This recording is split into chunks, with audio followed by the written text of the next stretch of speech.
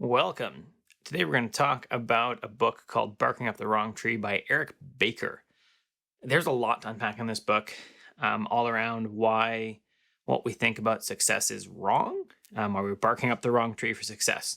So I'm not going to unpack every little aspect of this just because it's a lot. I'm going to highlight some of the important points that I think you need to know, or the ones that stuck out to me.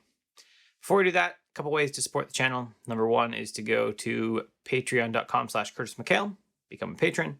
Number two is to go to curtismchale.ca/Skillshare, where you can grab my upcoming course, or my current course on TickTick, my upcoming course on time blocking, my upcoming course on Things 3. Buckle up. Now, the first thing I want to highlight is that what your boss thinks of you matters more than the actual work you do. So really, if you can have a good relationship with your boss, you can be a bad employee and you are more likely to keep your job. Now, at the same time, he talks about that, or kind of around location 803, which is the Kindle location. He also talks around 854 and 864, where how having that jerk that keeps their job despite really not being good at it brings the company morale, the company productivity down by 30 to 40%. So we kind of have two ideas going here, where you have the jerk that does suck up to the boss, that is on the boss's good side, that gets to keep their job, that then reduces the productivity by 30 to 40% of the entire company.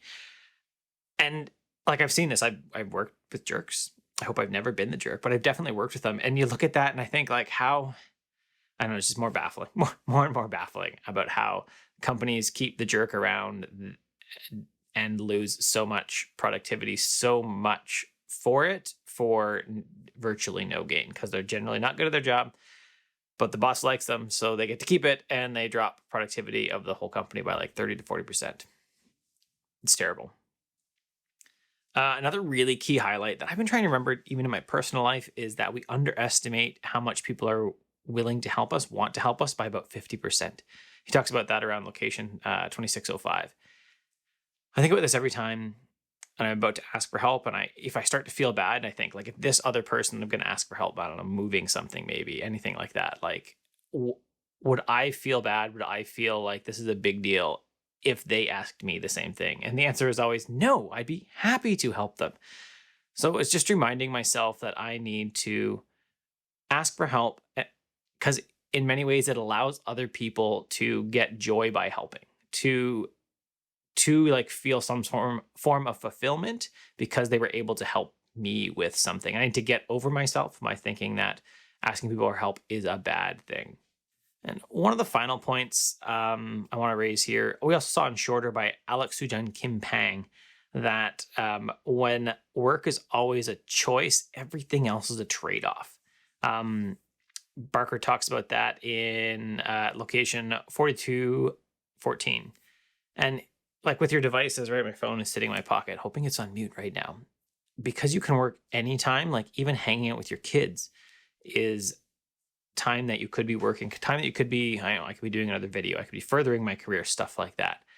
That means it's up to us to decide when we stop working, because most businesses are going to continue to push for more time, because it's the faulty thing where more is always better. More is not always better. I think it's after about 35, 40 hours a week, anything longer than that, for more than a week or two, actually starts getting diminishing returns, such that by 4 weeks, you're like actually further behind than you would have been.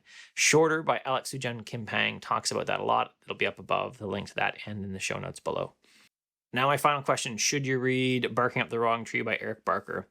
Now, I did not find a lot in this to be, we'll say, revolutionary. I wasn't like, whoa, he said this and it's so right and it's so good.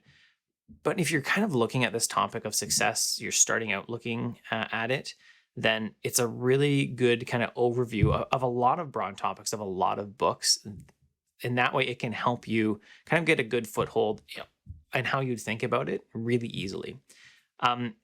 After this book, I'd actually recommend Atomic Habits by James Clear, just because it's a good one on how to, if you want to make some changes after reading Barking Up the Wrong Tree, on how to change your habits so that you can make changes in how your success, how you're going to work, and just in your life in general.